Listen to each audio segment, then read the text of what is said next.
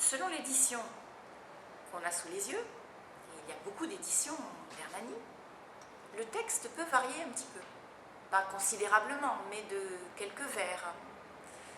Il peut y avoir un écart de 8 vers entre les différentes versions. D'où vient cet écart? Est-ce qu'il y a un texte qui est le bon et d'autres qui seraient moins bons? Non, parmi les éditions que l'on peut utiliser, toutes sont valables. Leur différence vient de l'histoire du texte. Le premier état du texte, c'est le manuscrit autographe écrit par Victor Hugo lui-même, donc écrit de sa main, écrit à la fin de l'été 1829.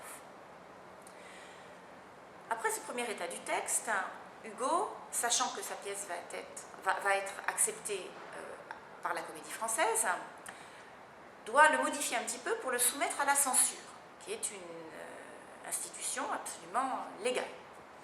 Donc il corrige afin de modifier ce qui pourrait être perçu comme trop dangereux politiquement, par exemple, ou trop dangereux moralement, car la censure a toujours deux objectifs qui sont de garantir la sécurité de l'État, donc de vérifier qu'on ne dit rien contre le roi, par exemple, et de garantir aussi les bonnes mœurs, de vérifier qu'il n'y a pas d'incitation à la débauche dans les pièces. Ce sont les deux grands axes de la censure. Donc, Hugo modifie un petit peu son texte pour la censure.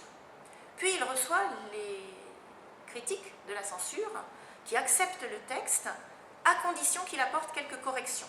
À l'époque, la censure avait trois possibilités. Soit elle acceptait le texte tel quel, soit elle interdisait qu'on monte la pièce, soit elle acceptait la pièce à correction, c'est-à-dire à condition d'apporter les corrections.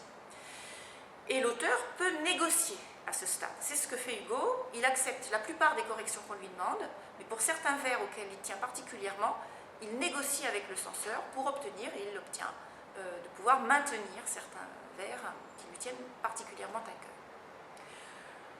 On aboutit donc à un nouvel état du texte. Puis viennent les répétitions. Pendant les répétitions, Hugo assiste à la Comédie Française, au travail des acteurs, et là, il collabore véritablement avec eux. Dans la légende de la bataille d'Hernani, qui a été écrite bien après par divers auteurs, dont les romantiques eux-mêmes, on raconte parfois que les acteurs étaient très suspicieux, trouvaient le style romantique très extravagant, trop excessif, trop fleuri, et qu'ils auraient freiné les quatre fers. En réalité, quand on regarde les vraies traces d'archives qui nous sont parvenues, c'est-à-dire les correspondances, par exemple, entre Hugo et les acteurs ou les directeurs, on s'aperçoit, c'est Evelyne Blouer qui l'a montré dans son livre, que Hugo a en réalité beaucoup collaboré avec les acteurs et que les acteurs lui ont parfois donné de très bons conseils qu'il a suivis. Et réciproquement, lui-même a expliqué aux acteurs ce qu'il avait compté faire. Par exemple, il y a des moments où les acteurs n'ont rien à dire, sont sur scène mais n'ont pas de dialogue, et Hugo leur a expliqué qu'il fallait qu'ils compensent cette absence de dialogue par de la pantomime, c'est-à-dire par du jeu muet, ce qu'à la Comédie Française on avait assez peu l'habitude de pratiquer, alors qu'on le pratiquait beaucoup sur les scènes secondaires où on jouait le mélodrame. Dans le mélodrame, on pratiquait beaucoup la pantomime, le jeu muet. Donc Hugo donne aussi des conseils aux acteurs et il en reçoit. Cela amène à un autre état du texte qui est le manuscrit du souffleur. C'est-à-dire le manuscrit que le souffleur de la Comédie Française, celui qui soufflait leur texte aux acteurs s'ils avaient un trou de mémoire, avait sous les yeux. Et ce manuscrit, qui a été édité par Evelyne Blouer, est très précieux parce qu'on sait à peu près ce qui a été dit le soir de la première, le soir du 25 février 1830, sachant que les acteurs avaient quand même une petite marge de liberté pour improviser au dernier moment s'ils voulaient changer un vers. Mais grosso modo, on sait ce qui s'est dit. Et c'est là qu'on voit la grande différence entre ce texte du 25 février 1830 et qui a grosso modo été répété tous les soirs des 56 représentations du printemps 1830 et des éditions ultérieures. Pourquoi? Parce que quand Hugo publie pour la première fois l'œuvre, quelques jours après la première, c'était toujours comme ça qu'on faisait, on ne publiait pas la pièce avant, sinon elle eût été déflorée, on la publiait après. Il publie grosso modo le manuscrit du souffleur. Cette première édition de 1830 sera remplacée en 1836 par une autre édition où Hugo revient à son manuscrit original. Et donc là, il rétablit beaucoup de choses qu'il avait dû enlever à cause de la censure.